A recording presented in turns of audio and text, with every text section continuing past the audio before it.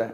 अब ज्यादा समझे कि जरा हम इसको समझ लेते हैं। मैं बार बार इस बारे में बोल रहा हूं कि खतरा एक्चुअली उनको नहीं है जिनकी इम्यूनिटी स्ट्रांग है। तो किनको खतरा है उसके बारे में बात कर लेते हैं। खतरा एक्चुअल में किसको है? तो खतरा स्पेशली उनको है जिनकी इम्यूनिटी वीक है, जिनमें रोग प्रतिरोधक क्षमता जिनके शरीर की वीक है, वो हाई रिस्क पर है। इसीलिए अपनी इम्यूनिटी में बार बार बोला गया अपनी इम्यूनिटी पे ध्यान दो, अपनी इम्यूनिटी पे ध्यान दो। ऐसे पेशेंट इससे ज्यादा इन्फेक्ट होंगे।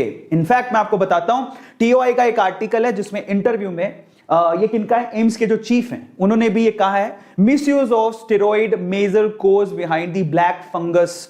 क्या हो रहा है कि अगर आप ध्यान से देखो तो कोरोना का जब ट्रीटमेंट किया जा रहा है उसमें स्टेरॉइड्स का इस्तेमाल भी किया जा रहा है। अब हम क्या कर सकते हैं, कोरोना से बचे, इधर कुआं उधर खाई।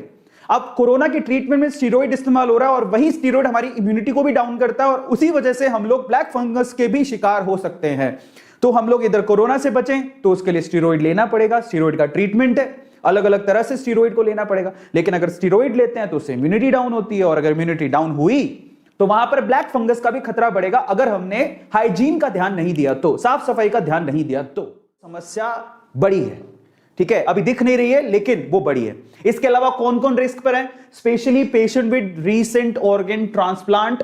अगर अभी किसी ने अपना ऑर्गन ट्रांसप्लांट करवाया या फिर कैंसर से वो लड़ रहे थे, कैंसर का अगर ट्रीटमेंट चल रहा है तो वो हाई रिस्क पर है, तो उनको बहुत ध्यान देने की जरूरत है। स्पेशली अगर आपके घर पे कोई शुगर या शुगर के मरीज है, डायबिटीज है, अगर किसी को डायबिटीज है, डायबिटिक है वो, तो उनको बहुत ज्यादा ध्यान देने की जरूरत है। बार बार लगातार उनकी डायबिटीज को चेक करते रहे, शुगर के लेवल को चेक करते रहे, उनको खतरा सबसे ज्यादा है, ठीक है। तो इसलिए कह रहा था आप लोगों से, अगर आप ऐसा सोचे कि हम तो स्वस्थ हैं हमें क्या लेना देना, लेकिन यहां पर कैच है, आपके स्वस्थ होने से तो खैर फर्क पड़ेगा ही, लेकिन अगर आपके आसपास किसी को भी शुगर है या कोई ट्रांसप्लांट करवा के आया या कैंसर है, उनको तो दिक्कत हो सकती है। तो इसलिए आप अगर सजग रहेंगे, उनको बताएंगे तो बचा सकते हैं, ठीक है। इसके अलावा जरा आप देखिए, यहां पर स्टेरॉइड दिया गया, यहां पर immunosuppression of by steroid.